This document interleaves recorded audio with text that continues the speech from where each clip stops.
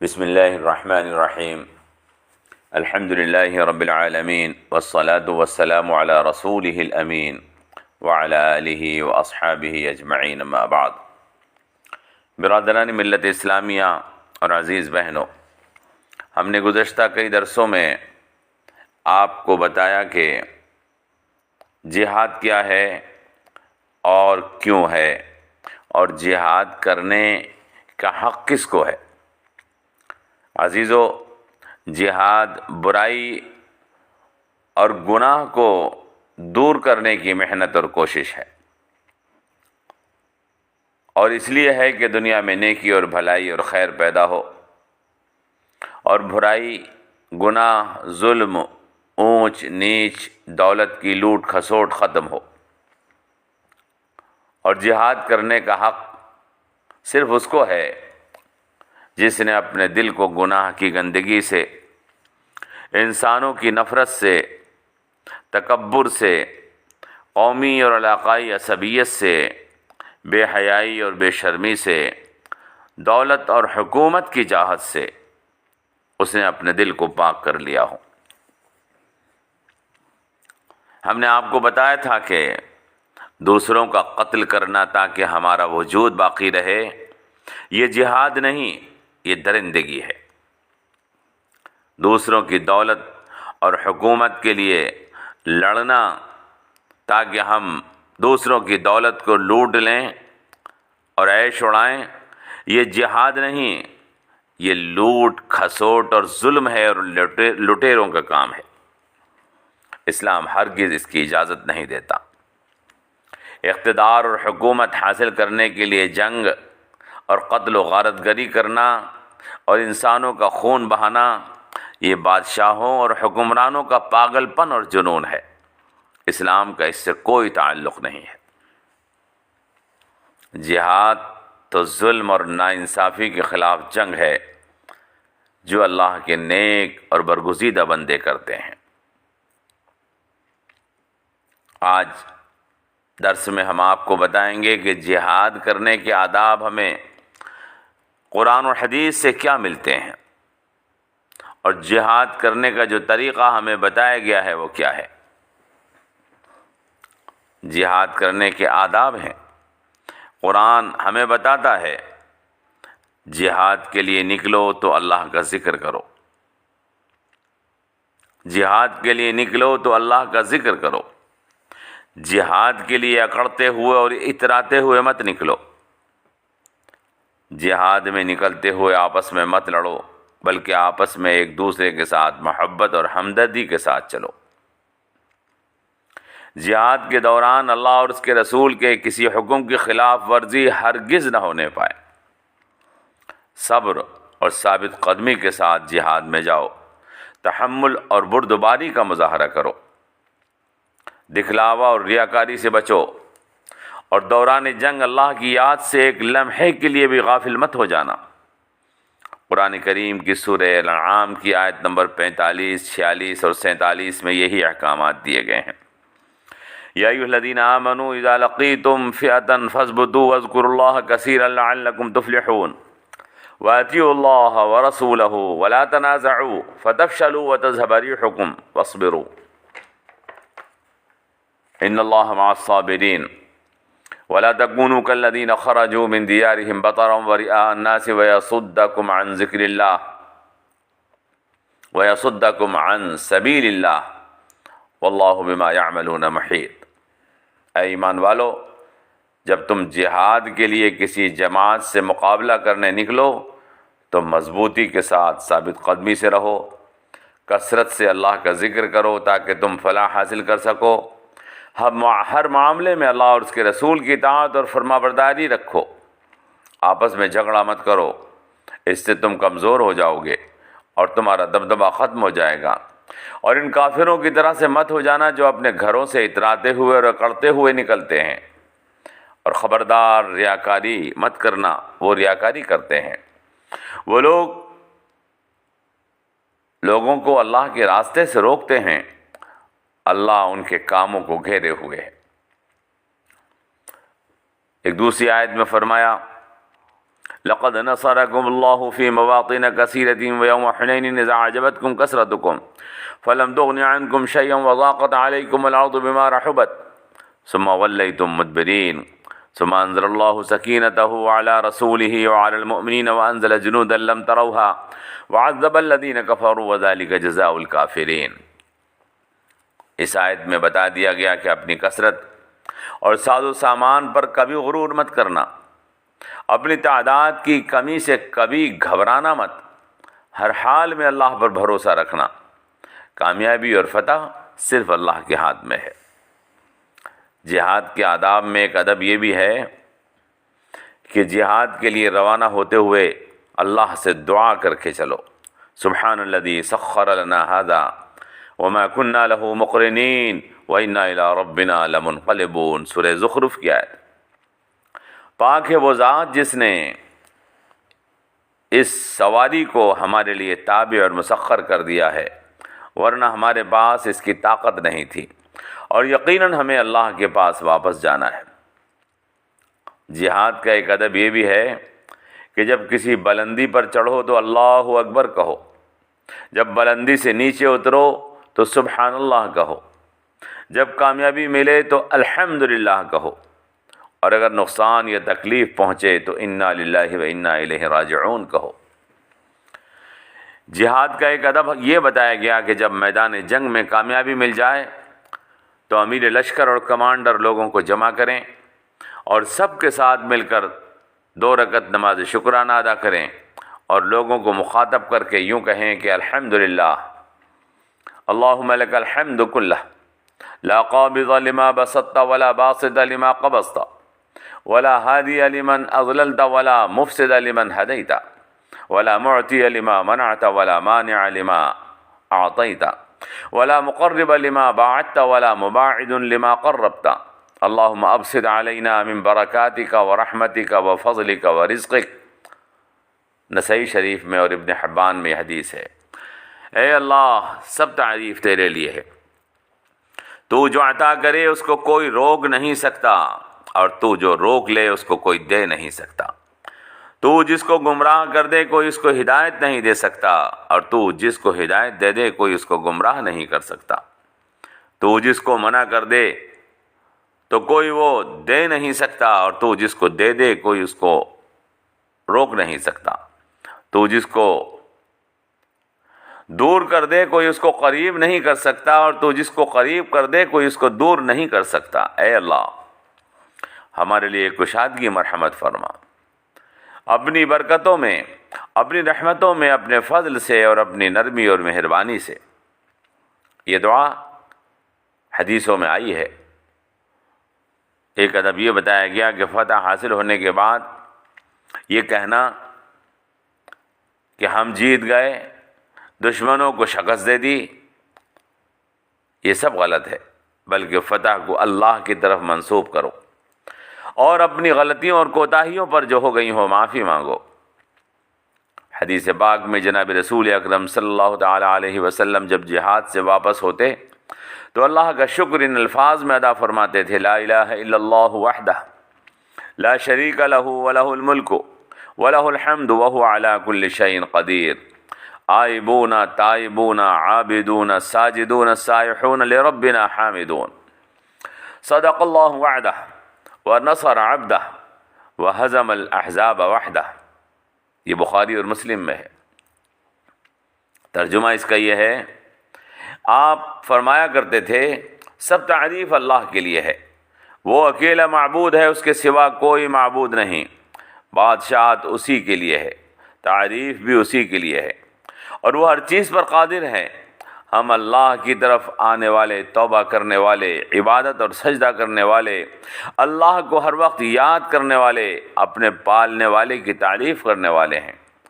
ہم نے دیکھا کہ اللہ نے اپنا وعدہ سچ کر دیا، اپنے بندے کی مدد کی اور تمام لشکروں کو اکیلے ہی شکست دے دی۔ ایک ادب یہ بتایا گیا کہ جہاد میں مجاہدین اپنے ساتھ کتے، گھنٹے، باجے اور گانے کا سامان لے کر نہ جائیں۔ اگر یہ چیزیں ساتھ ہوتی ہیں تو اللہ کے فرشتے مدد کے لیے نہیں آتے۔ یہ حکم مسلم شریف کی ایک حدیث میں ہے۔ اسی طرح عیش و طرب کا سامان، شراب، عورتیں بھی ساتھ نہیں ہونی چاہیے، کیونکہ شراب اس سے خدا کی ناراضگی ہوتی ہے، وہ خدا کو غصہ دلاتی ہے، اور عورتیں کمزور اور نازک ہوتی ہیں، انہیں میدان جنگ میں لے جانے سے منع کیا گیا۔ ایک ادب یہ بیان کیا گیا کہ جہاد کرتے ہوئے دشمن کی عورتوں، بچوں، بوڑھوں کو نہ مارا جائے، دشمن کی بستی اور آبادی کے پیڑوں کو نہ کاٹا جائے، جانوروں کو نہ ستایا جائے، حتیٰ کہ جنگ کے دوران جو لوگ مقابلہ کرنے سامنے نہ آئیں ان کو بھی نہ مارا جائے۔ حضور نبی کریم صلی اللہ تعالی علیہ وسلم جب مکہ فتح فرمایا تو آپ نے اعلان فرمایا، جو اپنے گھر میں رہے گا ان کی جان محفوظ ہے، جو مسجدوں میں پناہ لے لے ان کی جان محفوظ ہے، جو مکے کے سردار ابو سفیان کے گھر میں پناہ لے لے اس کی جان محفوظ ہے۔ برادران ملت اسلامیہ اور عزیز بہنوں، یہ ہے جہاد اور یہ ہیں اس کے آداب۔ اسلام میں جہاد کے بہت مرحلے ہیں۔ سب سے پہلے جہاد اپنے نفس سے کرنا ہوتا ہے، گناہ کو اپنے اندر سے نکالنا ہوتا ہے، پھر زبان سے، دلیل سے، محبت سے اور پیار سے لوگوں کو سمجھانا ہوتا ہے، نفع اور نقصان کو بتانا ہوتا ہے، جھوٹے معبودوں کے باطل ہونے اور سچے خدا جس نے کائنات کو پیدا کیا ہے اس کے حق ہونے کو لوگوں کو بتایا جاتا ہے۔ انسان اپنے اخلاق سے، اپنے کردار سے دوسروں کو متاثر کرتا ہے تاکہ اس کے دل سے نفرت دور ہو اور وہ سچی بات کو سمجھ سکے، اور بس اتنا ہی کرنا کافی ہو جاتا ہے۔ لوگ سچ کو قبول کر لیتے ہیں، حق کے راستے پر آ جاتے ہیں۔ بہت تھوڑے لوگ ہوتے ہیں جو حق کا انکار کرتے ہیں، وہ جن کے کاروبار، جن کی سرداری، جن کی چودراہٹ دین حق کے آ جانے سے ختم ہونے لگتی ہے، وہ بس مقابلے پر آ جاتے ہیں۔ یہ لوگ سرکش اور گناہ پسند لوگ ہوتے ہیں۔ قرآن ان کو طاغوت کہتا ہے۔ ان لوگوں سے بے شک مسلح جہاد کرنا پڑتا ہے۔ یہ طاغوت سماج کا وہ ناسور ہیں جنہیں اگر ختم نہ کیا جائے تو یہ پورے سماج کو خراب کر دیں گے۔ یہ کمزوروں پر ظلم کریں گے، عورتوں کو ستائیں گے، بچوں کو قتل کریں گے۔ اس لیے اجازت ہے کہ عام لوگوں کی جان اور مال کی حفاظت کی خاطر اگر یہ ظلم سے باز نہ آئیں تو ان ظالموں کو ختم کر دیا جائے تاکہ دنیا میں امن قائم رہے، ہر مذہب کے ماننے والے امن اور سلامتی کے ساتھ رہ سکیں۔ دنیا کا ہر قانون ان گندے اور گناہ پسند لوگوں سے سماج کو پاک کرنا ضروری سمجھتا ہے تاکہ دنیا میں امن قائم ہو۔ برادران ملت اسلامیہ، خوب اچھی طرح سے یاد رکھیے، جہاد کفر کے خلاف نہیں ہے، کافروں کے خلاف نہیں ہے۔ اگر جہاد کافروں کے خلاف ہوتا تو قرآن میں لکم دینکم ولی دین کی آیت نازل نہ ہوئی ہوتی، جس میں اللہ نے کافروں کو مخاطب کر کے کہا کہ تمہارا دین تمہارے لیے ہے اور میرا دین میرے لیے ہے، یعنی تم اپنے دین پر عمل کرو اور میں اپنے دین پر عمل کروں گا۔ عزیزو، جہاد صرف سرکش اور ظالموں کے خلاف ہے۔ جہاد کسی کو زبردستی مسلمان بنانے کے لیے نہیں ہوتا۔ اگر جہاد دوسروں کو زبردستی مسلمان بنانے کے لیے ہوتا تو قرآن کی آیت لا اکراہ فی الدین کا کیا مطلب ہے، جس میں اللہ نے صاف طور پر بتا دیا کہ دین کے معاملے میں کسی پر زبردستی نہیں کی جائے گی۔ قرآن میں فمن شاء فلیؤمن ومن شاء فلیکفر کا حکم نازل کیوں ہوا ہے کہ جو چاہے ایمان لے آئے اور جو چاہے ایمان قبول نہ کرے، ایمان قبول کرنے سے منع کر دے۔ عزیزو، جہاد تو صرف گناہ، ظلم، ناانصافی روکنے کے لیے ہے۔ جہاد کمزوروں کی حفاظت کرنے کے لیے ہے۔ جہاد غریبوں کی دولت کو لٹیروں سے بچانے کے لیے ہے، اور جہاد تمام مذاہب کے عبادت خانوں کو محفوظ کرنے کے لیے ہے تاکہ وہ اپنے مذہب کے مطابق اس میں عبادت کر سکیں۔ جہاد کا جو سب سے پہلا حکم نازل ہوا اس میں صاف طور پر کہہ دیا گیا تھا اذن للذین یقاتلون بانہم ظلموا وان اللہ علی نصرہم لقدیر الذین اخرجوا من دیارہم بغیر حق الا یقولوا ربنا اللہ ولولا دفع الله الناس بعضهم ببعض لهدمت صوامع وبيع وصلوات ومساجد يذكر فيها اسم الله كثيرا ولينصرن الله من ينصره إن الله لقوي عزيز الذين مكناهم في الأرض أقاموا الصلاة وآتوا الزكاة وأمروا بالمعروف ونهوا عن المنكر ولله عاقبة الأمور. سورہ حج کی آیت نمبر 39، 40 اور 41 ہے. اس کا ترجمہ سن لیجئے. ان لوگوں کو جہاد کی اجازت دے دی گئی، ان لوگوں کو جہاد کی اجازت دے دی گئی جن سے جنگ کی گئی، جن سے جنگ کی گئی، کیونکہ ان پر ظلم کیا گیا. بے شک اللہ ان کی مدد پر قادر ہے. جن کو ان کے گھروں سے نکالا گیا ظلم کے ساتھ، صرف اس بات پر کہ وہ کہتے ہیں کہ ہمارا پالنے والا اللہ ہے. اگر اللہ تعالیٰ بعضوں کے ذریعے دفع نہ فرماتا تو مذاہب کے عبادت خانے اور گرجے اور مسجدیں اور یہودیوں کے معبد اور مسجدیں بھی ڈھا دی جاتی ہیں جن میں بکثرت اللہ کا ذکر کیا جاتا ہے. جو اللہ کی مدد کرے گا اللہ بھی اس کی مدد ضرور کرے گا. بے شک اللہ بڑی قوتوں والا اور بڑے غلبے والا ہے. حضور نبی کریم صلی اللہ تعالی علیہ وسلم جہاد سے کسی کو تکلیف نہ پہنچے اس بات کا اتنا خیال رکھتے تھے. اس کا اندازہ آپ کو ابو داؤد شریف کی اس حدیث سے ہو سکتا ہے جس کو حضرت سہل ابن معاذ نے اپنے والد کے حوالے سے بیان کیا ہے کہ مجاہدین نے عام راستے پر پڑاؤ ڈال دیا تو حضور نے منادی کے ذریعے اعلان کروا دیا ان من ضیق منزلا او قطع طریقا فلا جہاد له، ان من ضیق منزلا او قطع طریقا فلا جہاد له.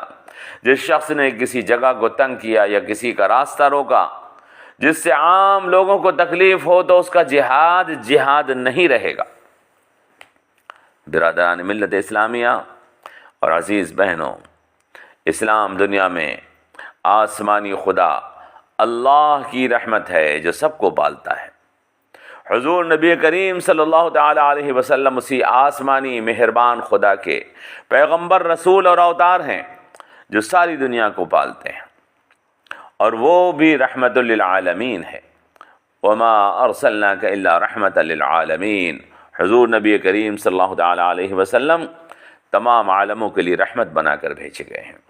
آپ سوچ سکتے ہیں کہ وہ دین جو تمام انسانوں کے لیے رحمت ہے اور مہربانی ہے، اور وہ رسول خدا جو رحمت للعالمین ہے، وہ انسانوں کو قتل کرنے، ان پر ظلم کرنے، ان پر زبردستی کرنے کو کیسے برداشت کر سکتے ہیں؟ یقیناً جو شخص گناہ کو دنیا سے مٹانے کا ارادہ نہ کرے، جو شخص برائی اور ظلم کو برداشت کرے یا ظلم اور برائی کرنے والوں کا ساتھ دے، وہ تو مسلمان بھی نہیں ہو سکتا. اس لیے جو شخص جہاد فی سبیل اللہ سے بھاگے اور منہ موڑے وہ بھی مسلمان نہیں ہو سکتا. اللہ نے قرآن کریم میں ارشاد فرمایا الذین آمنوا یقاتلون فی سبیل اللہ والذین کفروا یقاتلون فی سبیل الطاغوت. سورہ نساء کی آیت ہے. وہ لوگ جو ایمان والے ہیں اللہ کے راستے میں جہاد کرتے ہیں، جنگ کرتے ہیں، اور وہ لوگ جو کافر ہیں طاغوت اور گناہ پسندوں کے لیے لڑتے ہیں. مسلمانوں کو اللہ نے حکم دیا ہے قاتلوہم حتی لا تکون فتنۃ ویکون الدین للہ. ان گناہ پسندوں سے جنگ کرو یہاں تک کہ فتنہ ختم ہو جائے اور دین اللہ کے لیے ہو جائے. حدیث پاک میں آیا ہے حضور نبی کریم صلی اللہ تعالی علیہ وسلم جو رحمت دو عالم ہیں صاف صاف اعلان فرماتے ہیں والذی نفسی بیدہ لتأمرن بالمعروف ولتنہون عن المنکر ولتأخذن ید المسیء ولتأترنہ علی الحق اطران او لیضربن اللہ قلوب بعضکم علی بعض او لیلعنکم کما لعنہ. قسم ہے اس ذات کی جس کے قبضے میں میری جان ہے، تم اچھائی کا حکم کرتے رہو اور برائی سے روکتے رہو، اور گناہ گار کا ہاتھ پکڑ لو اور اس کو حق اور سچائی کی طرف موڑ دو، ورنہ گناہ گاروں کا گناہ کا اثر تمہارے دلوں پر پڑ جائے گا. اور تم بھی گناہ گاروں کی طرح سے لعنت زدہ ہو جاؤ گے۔ قرآن کریم میں اللہ تبارک و تعالیٰ نے ارشاد فرمایا وَمَا لَكُمْ لَا تُقَاتِلُونَ فِي سَبِيلِ اللَّهِ وَالْمُسْتَضْعَفِينَ مِنَ الرِّجَالِ وَالنِّسَاءِ وَالْوِلْدَانِ الَّذِينَ يَقُولُونَ رَبَّنَا أَخْرِجْنَا مِنْ هَذِهِ الْقَرْيَةِ الظَّالِمِ أَهْلُهَا، اور تم اللہ کے راستے میں قتال کیوں نہیں کرو گے حالانکہ کمزور مرد اور کمزور عورتیں اور بچے وہ اللہ سے دعا کر رہے ہیں اے ہمارے پالنے والے ہمیں اس بستی سے نکال دے جس کے حکمراں ظالم ہیں، اے ہمارے پالنے والے ہمارے لیے اپنے پاس سے ہمارا کوئی سرپرست اور مددگار بنا دے۔ آگے فرمایا الذین آمنوا یقاتلون فی سبیل اللہ، وہ لوگ جو ایمان والے ہیں وہ اللہ کے راستے میں لڑتے ہیں، اور وہ لوگ جو کافر ہیں جو گناہ پسند ہیں وہ کفر کے راستے میں لڑتے ہیں، گناہ کے راستے میں لڑتے ہیں۔ تو اے ایمان والو تم شیطان کے دوستوں سے جنگ کرو،